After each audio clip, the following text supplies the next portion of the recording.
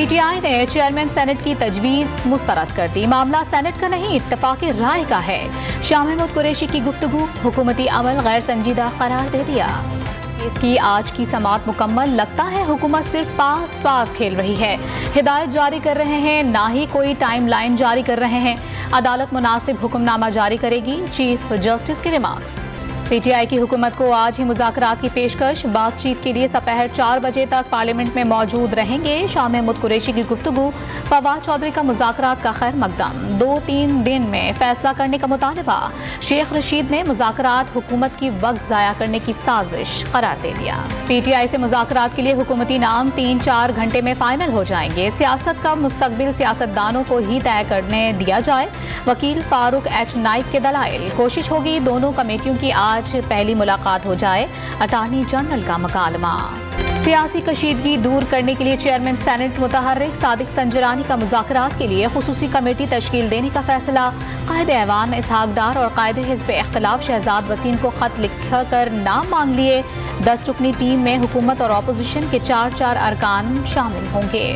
وزیر اعظم نے اراکین پارلیمنٹ کو آج ظہرانے پر مدعو کر لیا. دوپہر 12:30 بجے وزیر اعظم ہاؤس میں ظہرانہ دیا گیا. گزشتہ روز بارش کے باعث وزیر اعظم ارکان پارلیمنٹ کے اعزاز میں شائعہ نہیں دیا جا سکا تھا. وزیر اعظم شہباز شریف کا چینی ہم منصب سے ٹیلی فونک رابطہ. دونوں رہنماؤں کا 2 طرفہ تعلقات سی پیک اور جاری ترقیاتی منصوبوں پر تفصیلی تبادلہ خیال. وزیر اعظم کا ون چائنا پالیسی. تائیوان اور تبت پر پاکستان کی غیر متزلزل حمایت کا اعادہ. پنجاب میں نگراں حکومت 2 ماہ کے لیے آئی اور ہر کسی پر کیس بنا رہی ہے.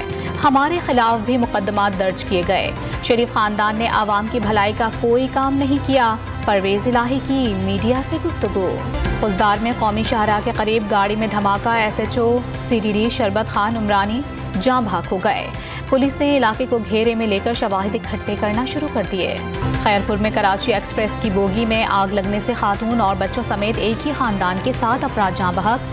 پاک فوج کی نگرانی میں ٹنڈو مستی اسٹیشن پر ریسکیو آپریشن مکمل. لاشیں ناقابل شناخت قرار.